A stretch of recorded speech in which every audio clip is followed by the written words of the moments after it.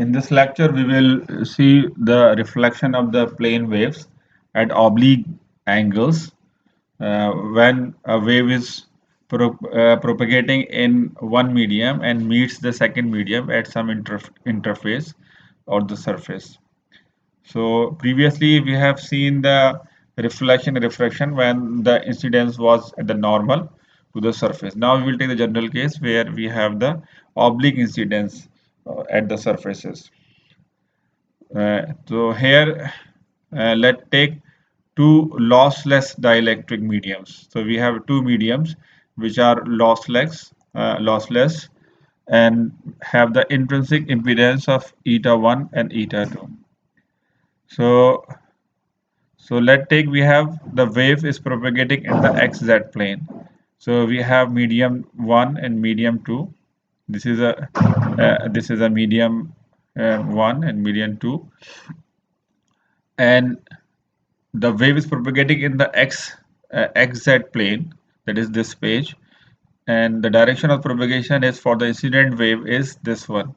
Here is the direction of the propagation here of the incident wave, and is making some angle theta I to the normal of this surface. The surface is a plane perpendicular to this page or this xz plane at z equals to 0. So it will be just an xy plane as z equals to 0. And now this wave will be reflected by this surface at angle theta r, and also it will be transmitted to the another medium 2, which will make the angle theta t. The direction of propagation here is also all those three in the same plane. That is the xz plane. Now we define the plane of incidence. So plane of incidence is defined as a plane where the direction of the propagation of the incident wave and the normal to the surface where this wave is reflected, that is here the xy plane, the normal to this and the direction of propagation lies in that plane. The plane where both the vectors lies are called the plane of incidence. So here in this case the plane of incidence for this type of scenario is an xz plane, that is this page is the plane of incidence here. So now based on these two, we define two type of polarization. One is called the parallel polarization or called the p polarization, in which case here you have E is parallel to the plane of incidence or lying in the plane of incidence. If E is lying in this same plane, that is the plane of incidence, that E is here the E vector. So if the direction of the E is parallel to this plane or lying in this plane, is called the parallel polarization. So if this is lying in this plane and it is also lying in this plane and both are perpendicular to each other, then definitely the direction of the magnetic field will be perpendicular to these two vectors, and it will be outward to this page, perpendicular to this page. So here the H field will be perpendicular while the E fields will be parallel to this plane of incidence. So this type of scenario is called the parallel polarization or p polarization here. Okay, another case what we have the perpendicular polarization. Here in this case the plane of incidence is same, however the electric field is perpendicular to this plane, so that's why it's called the perpendicular polarization, or we call the S polarization. So here the H fields are parallel to this plane, whereas the E fields are perpendicular to this plane. So that's why it's called the perpendicular polarization. Now it is here what we have, as H is perpendicular to the incidence plane, it is also called a transverse magnetic polarization. Magnetic fields are transverse to this plane. So that's why for the parallel polarization, this is also called the transverse magnetic TM. And here this is called the transverse electric polarization because the electric field is perpendicular to this the plane of incidence, so that's why it's also called the transverse electric polarization. Third thing about these two, sometimes they are called, for example, these are called the horizontal polarization. especially when we refer to the reflection from the earth surfaces. For example, if you have a earth surface, so let you have the earth surface here, and wave is coming, and for example the wave is coming and reflecting. So this is a normal. So this making some angle, this theta I. So this incident wave is coming. So here, if this is a perpendicular polarized wave, that is the electric field is perpendicular to this plane, then you have the electric field will be coming out. So this electric field will be horizontal to this surface. So that's why this is called the horizontal polarization also, because the electric field is perpendicular to this plane of incidence. Now they will become parallel to this they will become the horizontal fields as we compared with the this surface or parallel to this surface. Whereas if we take the parallel polarization waves, so in this case, if we take the earth surface, so somehow the wave is the electric field will be perpendicular to this direction of propagation of incident wave, but they will be similar to the vertical direction. They are not exactly vertical, but as this is horizontal, so we can say this is sort of vertical direction. So we can also say this is a vertical polarization. So when we're talking about the earth surfaces, so here these are terminology for these two type of polarization. So here what we do, we will find out the reflection coefficients and the transmission coefficient for these two cases here. For general cases, when the wave is reflected at certain oblique angles, then what are the reflection coefficient and the transmission coefficients. So let us start with the first one. Now we have for the p polarization wave. So again take the same figure. We have the wave is propagating in xz plane with this direction ki. This is the incident wave. This is the incident wave. And now this is ei is parallel to this plane of incidence. That's why it's called the S polarization. And H field will be perpendicular to this page, and this is the direction, and this is the direction, this is the direction of propagation, the direction of electric field. You can find the direction of Hi will be the direction of the Y. So it is Z and this is X. So now the direction of Hi will be the outward to this page, so in the positive Y direction. Similarly, when it meets this surface at certain angle, oblique angle theta I, it will be reflected by the this angle theta R, which in general are equal, and the direction of propagation of reflected wave will be this in this direction kr. And electric, if we take the electric field direction to be this one perpendicular to this one, and this is the direction of electric field, then the direction of the magnetic field will be downward, going to the inside of this page.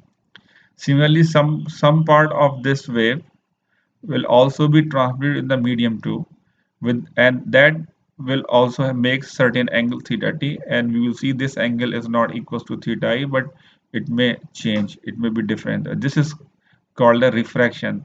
Now the wave is propagating in certain direction, now it changed the path and the direction is slightly changed here. So this direction is the same, the plane is same, the plane of incidence is same, wave is propagating in the same plane, however the direction is changed.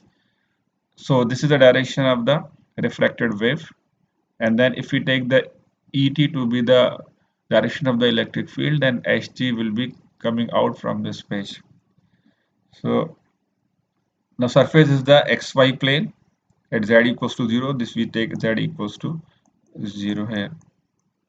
Now what we do, first of all, we find the expression of the electric field for the incident wave, and then we will find the magnetic field of this incident wave.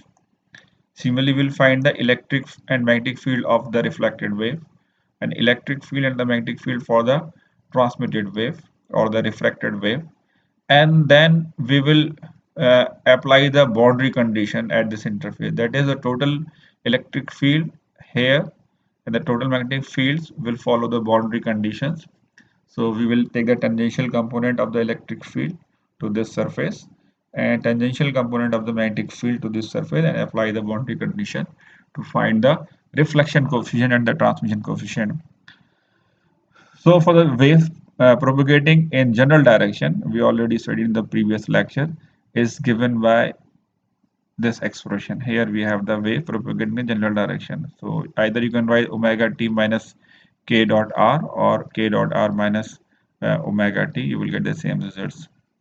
So in the phasor form, it will become just the electric field becomes just Es equals to E naught e to minus j k r. Now where k is defined, k is the wave number vector, and this is the component of this wave number vector along the x, y, and z direction, and r is the position vector. Where if you want to find out the kx, ky, kz in the direction cosines, you can find these values, the individual component of the wave number vectors in terms of their direction cosines, where this theta x is the angle between the direction of propagation and the x-axis. Similarly, you have the theta y, which is the angle between the y-axis and the k vector. Similarly, this is the angle between the z-axis and the k vector. So once you know these angles, you can find the this kx, ky, kz. Now where k magnitude of k is just an beta. So here k is just an value of beta, and we know for any medium, beta is for lossless medium generally beta is omega mu. It is for the lossless medium. So here we have considered the lossless. So we will follow the lossless medium. So beta k is magnitude of k wave number vector is same as the beta, and beta is given by here this factor. Okay. Now for incidence wave propagating in the ki direction, beta 1 is omega mu 1 epsilon 1. Okay. Now you can find the kx to be this one. Now we have to find the kx, ky, kz, and then we take the k dot r product, and then we will easily obtain the e. So what is theta x? Theta x is the angle between the x-axis and the k vector. So here, because we are talking about the incident wave, so you have this, the incident wave is here. So this is the direction of ki, and x-axis is here. So what do you have? You have x-axis is this one, and you have a ki this one. So we need this angle. What is this? This angle is the theta x. This is k and this is x. So what is theta x? So you can find from here theta x here comes out to be, and that's 90 minus theta I, that is the sine theta I. So this angle, if you extend this angle here, so this angle will be theta I. If you extend this line straight, this will be theta I. Opposite angles will be equal, and you need to find this angle. This is the theta x. So it will be 90 minus theta I. So theta x is here equals to 90 minus theta I, and which is now cosine of this will be the, it's beta 1 sine theta I. So this is like kx. You can find this one. Similar, what is the theta y? Theta y is the angle between the y-axis and the k vector. So now here y-axis is perpendicular to this page, coming outward, and this k is parallel to this plane. So angle between k and y will be 90-degree here. Your y is coming out and k is the xz plane. So these two are perpendicular to each other. The y-axis will be perpendicular to the direction of propagation. So in this case, this will comes out to be cos 90 will be 0. Similarly, you can find the theta z. Theta z is the angle between the z-axis and this the k. So if this is a k vector, this is a k vector. So you have to find, if you extend this one, this is a k vector and the z-axis. This angle is again the theta z, and which is equals to theta I. So it will be same. So now this kz equals to beta 1 cos theta I. So what is become the ki vector? Now finally what you will get, this is the ki vector, because the this the y component of k is 0, so only we have the x component and the z component. So this is how the wave number vector you can find. Now taking the dot product with the position vector, simply you multiply with the x here and y here. So this will beta 1 x sine theta 1 plus z cos theta 1 here. You can get this one. So once you get k dot r, uh, you can find the E vector. Now we also need to find the direction of electric field, because now the direction of the electric field is perpendicular to this Ki. It is not simply a z, az or ay, because this is in general direction and this is perpendicular. So what we need to do, we need to find out this direct Ki, and then the perpendicular of this vector will give you the here. So AKI, this AKI vector you can find just the wave number vector divided by the magnitude. You will get the direction of the propagation in the unit vector. So just dividing by beta, because magnitude of k is beta 1, so you will get this one. So this is the AX vector. Now here we can find easily that, because E is in general direction, but HI is along the y-axis. The direction of HI is perpendicular to this page. So we are sure that the direction of the magnetic field is along the positive y-axis. So if we know this direction of the magnetic field and we know the AK, we can find the direction of the electric field. So here the direction of the electric field is just you can find from here. So here you know AK, you know this one, you know this one, because AK is here, AK is here, or this one is here. So you can just find this factor AI. So taking the cross product between AHI and AKI, you will get the AY cross this one. Then finally you will get the direction of the electric field. So you get two things. You get the k dot r and the unit vector along the direction of the y. Then you can write the equation of the electric field. So here you got finally. So this is the AI, AEI, and this is you have the k, k dot r. So you will get the EIS. So this is the expression of the electric field for the wave moving in the k direction. This is the expression. Now once you know EI, you can find the HIS.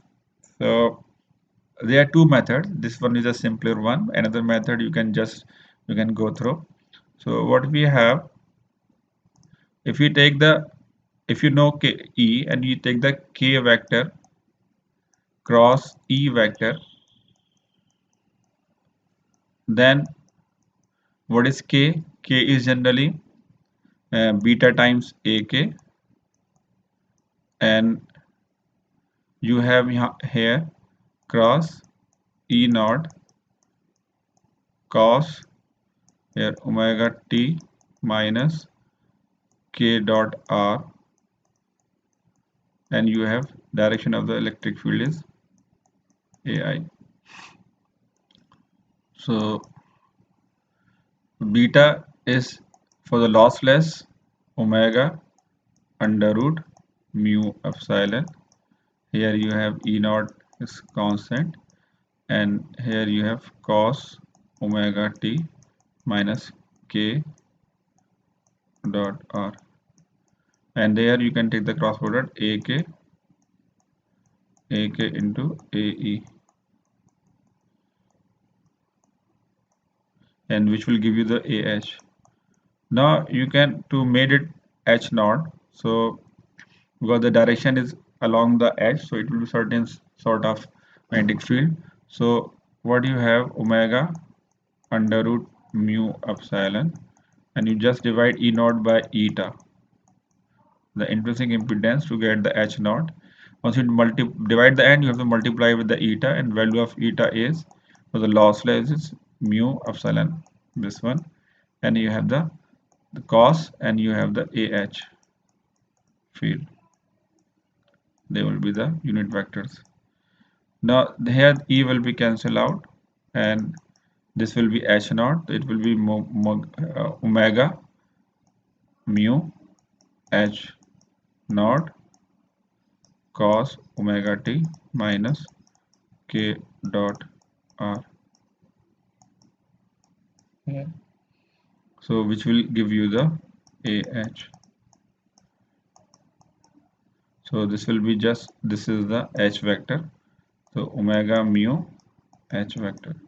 So whenever you have, you just take the cross product between the K vector and the E vector, and you will get this. So this resembles to the Maxwell's equation somehow. So once you know E, you know K, you can take the cross product, divide with the omega mu, you will get the H. Similarly, you can have another formula. If you know the H and you want to find out the E, then you can just take the cross product between, you can verify yourself. So K cross H will comes out to be minus omega epsilon E. This is how you can find, you can verify the same pattern. So this is another one. Now similarly, you can have a K dot H, E will be 0 because the K vector and the E vector are perpendicular to each other, their dot product will always be 0. Similarly, K dot H will always be 0 because these two are perpendicular. So these are the four equations. They are similar to the Maxwell's equations, so you can remember them. So this is a one way to find. Once you know K and E, you can find the third one. Otherwise, what you can do, you can just, you find the direction of the magnetic field, and then you just divide E I naught with the eta 1, you will get the you will get this H I naught. So both way you can go. Individually you can go, you can just, because these part will remain same, only these two part has to be changed for the lossless. And here in this case, because this formula is for the lossless, but here if you have a lossy also, what we have, the attenuation factor will remain same, and if you divide with the eta, it will be magnitude will be divided, and the phase will be subtracted from here. So this is more easier way and general for the any case for the lossless and the lossy one. So here it is simply, you can find the, once you know EIS, you can find the HIS here. The direction of the propagation of the magnetic field is already known, which is AY. So you just need to know the, divide the eta 1. So this is the electric and magnetic field for the incident wave. Similarly, you can find the, for the reflected wave on the same pattern. You can find all those direction cosines and go through this one. So finally, what you are getting, you have the, this one is the electric and magnetic field for the reflected wave. This one you can find. This is the direction of the electric field. This is the direction of the electric field, and this is the direction of the magnetic field. And these terms are same, and these are different. So this is the electromagnetic field for the reflected wave. Similarly, you can find the transmitted wave. Now the here in this case beta 1 will remain same because they are in the same medium. However, for the transmitted wave, the medium is changed. Now medium is medium 2, whose now beta 2 is different. So here it will be different. So for this, the same steps you can follow, and you will get the electric and magnetic field for the transmitted wave here. Now, once you have obtained the electric magnetic field for all the waves, so the incident wave, reflected wave, and the transmitted wave, now we need to find out the reflection coefficient, the transmission coefficient, by using the boundary conditions. So what is the boundary conditions at the interface? That is the this tangential component of the total electric field in the medium 1 at the interface equals to the tangential component of the electric field in the medium 2 at the interface. This is talking about the boundaries. Similarly, we have the magnetic fields case. So these are the two conditions we have to apply to get the reflection coefficients. So now before that we have to find a total electric field in the medium 1, medium 2, you have medium 1. Here we have both the electric field for the incident wave and the reflected wave, whereas in this case here for the transmitted only you have the single electric field. So in this case we have to find out the resultant electric field. Here only the transmitted electric field will be this, the E2. So when you add this electric field, this will be the resultant electric field here, and we are just talking about the phasor form, so we have right now omitted the time form. So when you add this one you will get, and now at the boundary is z equals to 0, so you will get this resultant electric field will be given by this one when you add this one. Now, generally the theta I, and for the reflection as the oblique angles, the angle of incident and angle of reflection are same.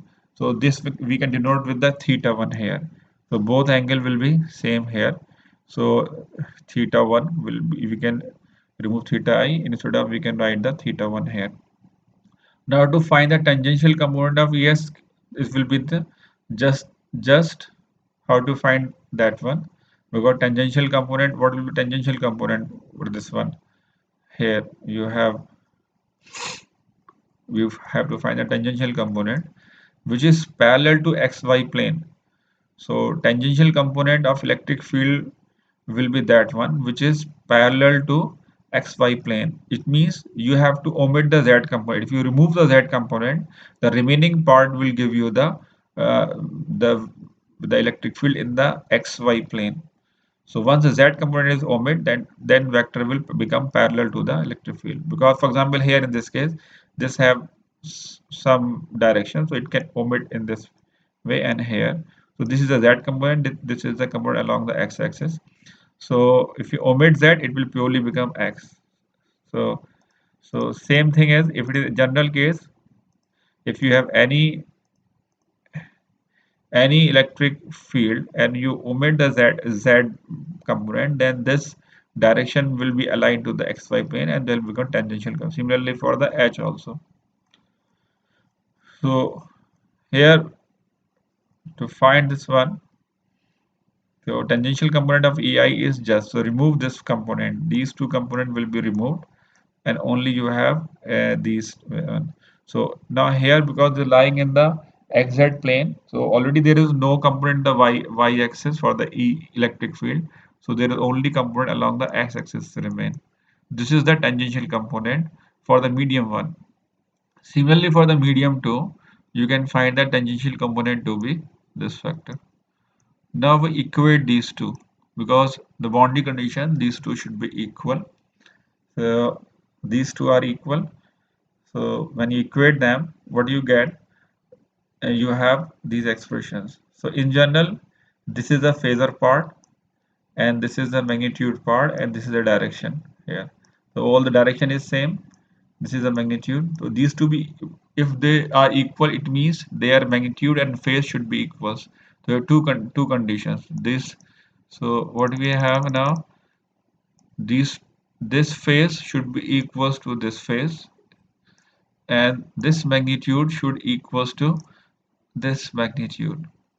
So from here we can compute that if you have this one, if you equate the phase part, phase should be equal. So what you are getting, beta 1 sine theta 1, beta, because x will be cancelled out, beta 1 sine theta 1 equals to beta 2 sine theta 2. And when you open this one, so you will get n1 sine theta 1 equals to n2, where n1 n2 are the refractive index. So oh sorry, here is a mistake, they were mu r.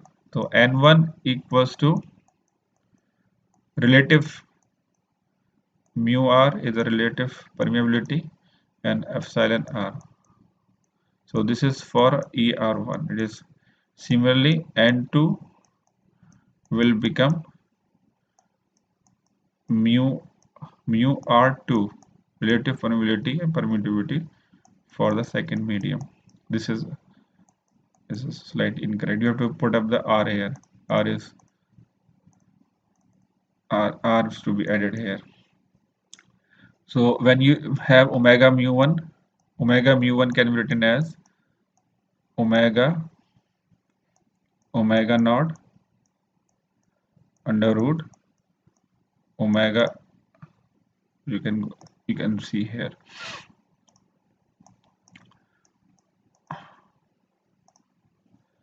So you have omega under root mu 1 epsilon 1 same as mu under root for the free space you can use, and then you can multiply the relative parameters mu r1 and epsilon r1. Similarly, mu omega 2 epsilon 2 will remain same, and here you will multiply with the mu r2. So this is called the n. This is the n refractive index, and this is the refractive index for the medium 2, and these two will be cancelled out. So what you remain the n1 sin theta 1 and n2 sin theta 2, and this is called the Snell's law.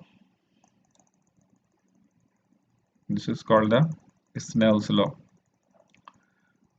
So here this is important. We already know in the optics that what is the Snell's law. So here we derive the Snell's law. So here comes the Snell. So refractive index multiplied with this angle theta 1 equals to the refractive index of medium 2 with the angle theta 2. Now this is the first condition we have obtained from the, if you equating the phase. Similarly, if you equate the magnitude, so this is the second conditions here you are getting. Now similarly you can find the tangential component of magnetic fields. So what you're getting there, you will get this one.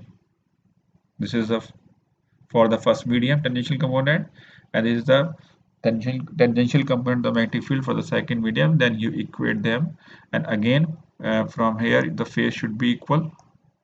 Phase should be equals, and the magnitude should also be equal. So again it will give you the Snell's law, and this view again obtained, it will be different. So this one will be the similar case. So only we are writing this comparing the magnitude part. So this is equations. So now we want to have a relation between the incident electric field and the reflected electric field, and if we omit the ETO, then we can find the reflection coefficient, because reflection coefficient is the ratio of the ERO over EIO. So if we find the only relation between these two, then we can find the reflection coefficient. So using these two expressions, already we have three, so you can omit ETO from here, and then you can so replacing the value ETO from equation 13 and 10, what we will get, you will get this equation. And finally, when you rearrange, so this is the reflection coefficient. So why are writing P? This is for because we have the two cases. So here we are talking about the P polarization. So we are giving the subscript as a P. So this is a gamma P. So this is a reflection coefficient for P polarization reflection. So here you have this with the equation, and which will become n2 cos theta 2 minus n1 cos theta 1, and you can just write in this form n2p minus n1p, n2p plus n1p. This is a similar case for the we have seen for the reflection at the normal incidence. However, now this is slightly changed. Now this is not normal eta 2, but it is the eta 2 for the p polarization, and you define eta 1p and 2p as here. Just you multiply with the cos theta 1, it will become the eta 1p, and you multiply the cos theta 2, it will be eta 2p. So it's easier to remember. The formula remains same only for the p polarization. Now you have to use this expression rather than only eta 1 and this one. So this is the reflection coefficient of the p polarization for the waves meeting the interface at oblique angles of theta I. So here theta 1 is the theta I, and theta 2 is the theta t. Now similarly we can omit from these two equations, we can omit the ERO, and you can find the relation between EIO and the from here From here we can omit the relation where we can remove the ERO and we can find the relation between EIO and ETO, then we can find the transmission coefficient. So again, removing ERO from here, replacing on that equation, then you can get the transmission coefficient and you are getting this one. So you go through these steps. These are the steps you can equate, and then you can remove ERO and you can find this one. So again, now the transmission coefficient is given by same expression. Now you have to multiply with this cos theta 1 over cos theta 2. So eta 2p and 1p is the same. That is the eta 2p is the eta 2 into cos theta 2, and eta 1p is equals to eta 1 into cos theta 1. Additionally, we have to multiply this factor also, cos theta 1 by cos theta 2. So how you get this one? So we have obtained the reflection coefficient and the transmission coefficient for the uniform plane waves uh, incident on the surface at oblique angles. Okay, this is the general case. Now, if you make theta 1 equals to 0, then it will make the normal. So here you can put if theta 1 and theta 1 is here is this one is 0, then theta 2 will also will become 0. Using the Snell's law you can find. So theta 1 is, you can go through here, if theta 1 is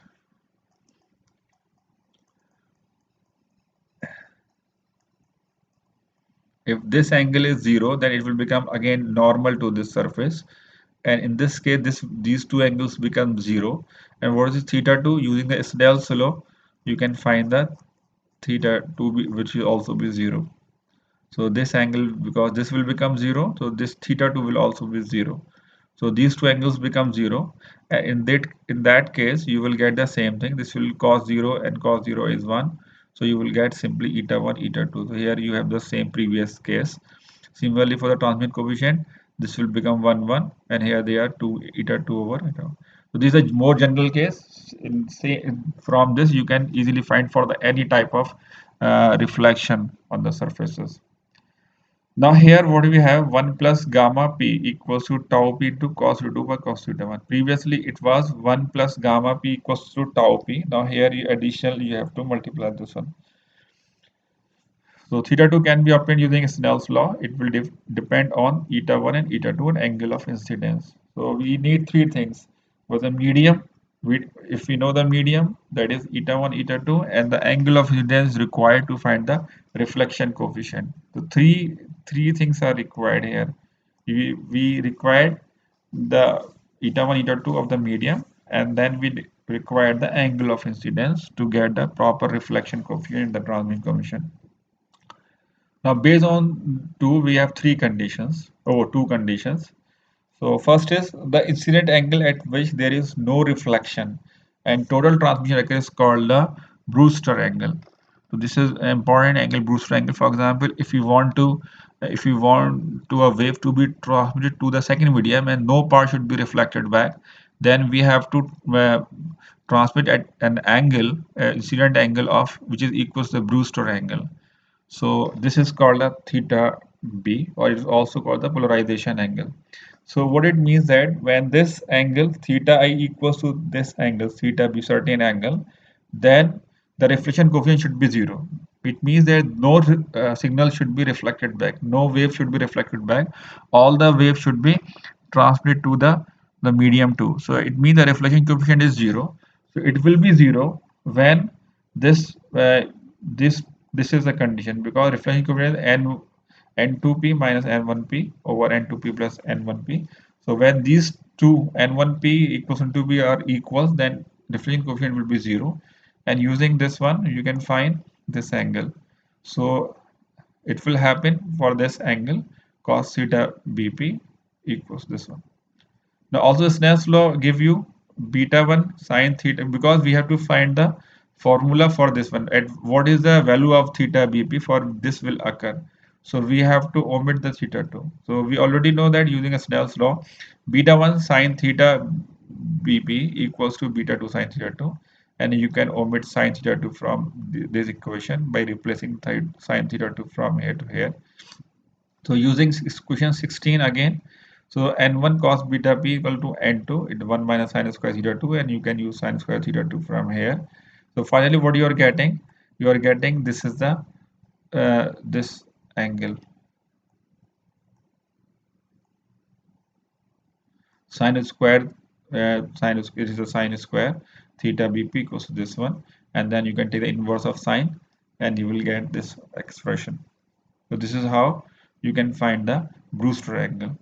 So Brewster angles are used usually in applications where we want to transmit the wave so that there should be no reflection and the wave travels to the another medium. So we need to transmit at this angle theta p, which has to follow this condition.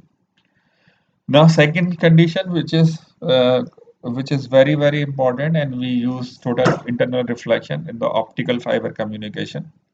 So here what we have, for example, this is a wave incident on this surface xy plane at theta 1 angle. So this theta 2 is more than theta 1 by using Snell's law. So if, for example, this is a medium 1, we have the medium 1, eta 1 and eta 2, and refractive index n1 and n2. So if refractive index of this one is more than this one, the denser medium, and this is a lighter medium, then what will happen? N1 is more than N2 and sine theta 1. It means theta 2 will be more than theta 1. This is a condition. So if a wave is propagating in a denser medium and it is incident on the surface of, on which the medium 2 is having a lower refractive index, lighter medium, then this theta 2 angle will be more than theta 1. It will bend away from the normal. We already know this one. So what happens then if you increase theta 1? If you increase theta, go on increasing theta 1, you will have that this will also increase. So it will happen that at certain angle this angle become 90 degree. Before it becomes 90, it may go to the 90 degree. So that angle where it becomes the 90 degree, and you further increase, then there will be no refraction. All the wave will be reflected back. So what we say, this angle is called, where this angle becomes 90 degrees, is called the critical angle. So at some incident angle called critical angle theta c, the theta 2 can become 90 degree, because now theta c will be less than 90, because this angle is theta 2 is more than theta 1. So it is 90, so theta c will be less than. So so it means then wave is incident at oblique angles, at critical angle, then this angle will become 90 degree. And you can find what is this angle. You can find the critical angle by just putting here sine 90 equals to sine 1 over sine 2 sine theta c, and you can find from here that it will depend on the ratio of these two refractive index. So now if we further increase the angle of incidence, then there will be no refraction. All the wave will be reflected back. So previously it was divided two parts. Some part is reflected back, some part is refracted. But now if the angle is more than critical angle theta c, then this reflected part will also become reflected. So there will be total internal reflection.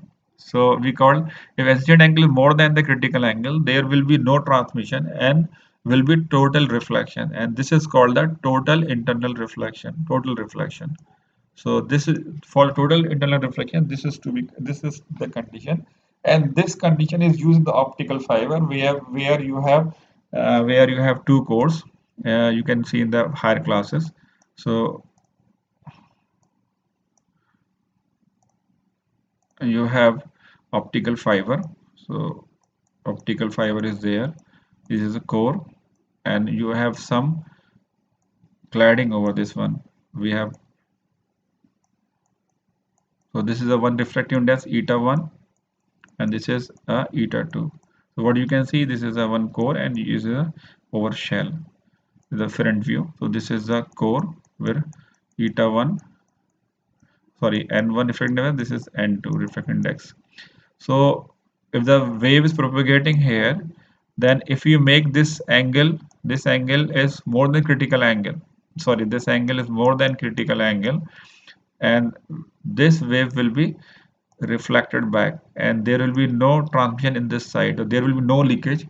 all the wave will be confined to this optical fiber. Again, it will strike here, it will be totally internally reflected and so on. So it will confined by the this core within core, and then it will propagate. The whole signals will be propagating in the optical fiber. So this is the technique used in the optical fiber communication. So we have to make this angle in such a way, we have to give this pass the wave in such a way that it will strike always at the angle more than the critical angles of this two glasses. They are made of the glasses. So this is very important for the optical fiber communication. So we have done for the p polarization or the parallel polarization. Now for the perpendicular polarization, you can do the same analysis. It is called the S polarization. You can do yourself same steps. And finally, what you will get? You will get the reflection coefficient and the transmit coefficient as this one. So now here the N1S, we denote S for the S polarization. So N1S is now N1 sec theta 1. It is not the cos theta 1. Now it is the sec theta 1, and N2S is the N2 sec theta 2. So here difference, you have no sec theta 2 or sec theta 1. So you can go through the derivation yourself, and you can find these are the transmission coefficient and the reflection coefficient. Here 1 plus gamma s equals to tau s. So we have finished the reflection of the plane wave at oblique angles. So I stop it here.